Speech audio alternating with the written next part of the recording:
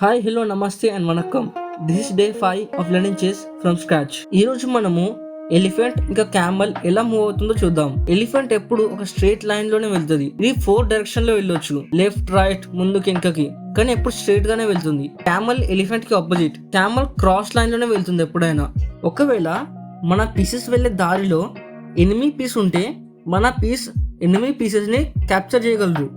కానీ ఒకవేళ enemy piece అలాగే మధ్యలో ఉంటే మన పీసెస్ వీటిని క్రాస్ చేసి ముందుకు వెళ్ళలేవు. ముందుకు వెళ్ళాలంటే ఎప్పుడైనా ఎనిమీ పీసెస్ ని క్యాప్చర్ చేయాల్సిందే. కానీ హార్స్ అలా కాదు. హార్స్ చాలా డిఫరెంట్. హార్స్ ఎప్పుడైనా ఎల్ షేప్ లోనే వెళ్తుంది. కానీ హార్స్ మధ్యలో ఇంకేదైనా పీస్ ఉంటే ఆ పీస్ ని క్రాస్ చేసి కూడా వెళ్ళొచ్చు. హార్స్ 8 డైరెక్షన్ లో వెళ్ళొచ్చు, అంటే 8 డైరెక్షన్ లో వెళ్ళొచ్చు. కానీ అది వెళ్ళే ప్రతి ఒక్క బాక్స్ ని క్యాప్చర్ చేయలేదు. దాని ఎండ్ బాక్స్ ని మాత్రమే అది క్యాప్చర్ చేయగలరు ఒకవేళ పీస్ అక్కడ ఉంటే. కింగ్ ఇంకా క్వీన్ గురించి రేపటి వీడియోలో చూద్దాం. వీడియో నచ్చితే లైక్ చేయండి, నచ్చకపోతే డిస్లైక్ కూడా చేయొచ్చు. డే 6 లో కలుద్దాం.